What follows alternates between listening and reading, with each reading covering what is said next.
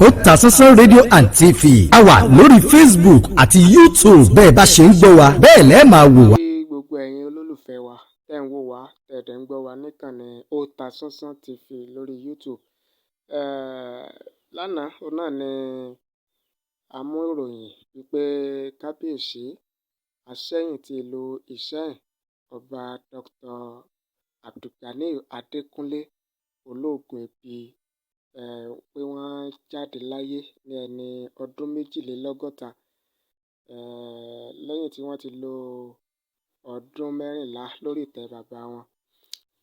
Eléyìí tí a tún mú wá òun náà ni bí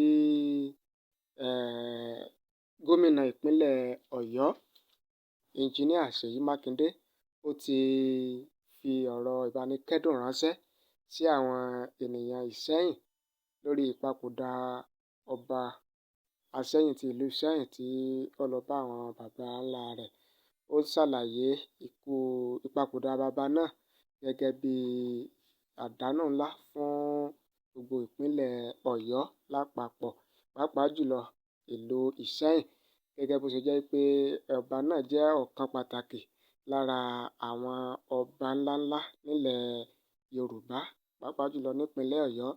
Ó ní ìpapòdà ọba náà ó máa mú ọgbẹ́ ọkàn bá àwọn ènìyàn ìlú Iseyin àti ìpínlẹ̀ Ọ̀yọ́, tí gbogbo ìlú Iseyin tí wọn ò sì ní gbàgbé bàbá náà. Nínú ọ̀rọ̀ ìbánikẹ́dùn rẹ̀ tó fi ránṣẹ́ láti ẹni tí ó jẹ́ agbẹnusọ gómìnà ìpínlẹ̀ Ọ̀yọ́ náà, ó ní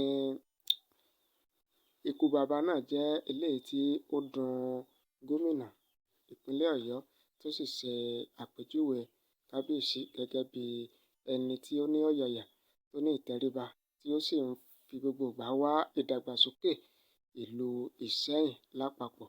Eléyìí náà ni a gbọ́ ta ní ká mú wá fún ẹ̀yin olólùfẹ́ wa, gẹ́gẹ́ bẹ́ẹ̀ ṣe mọ̀ wípé bó ṣe ń lọ àti bó ṣe ń ṣẹlẹ̀ òun náà ni a máa mú wá sí etígbọ̀ọ́ yín, láì jẹ́ pé kẹ́yìn náà kẹ́ mọ̀ bó ṣe ń lọ.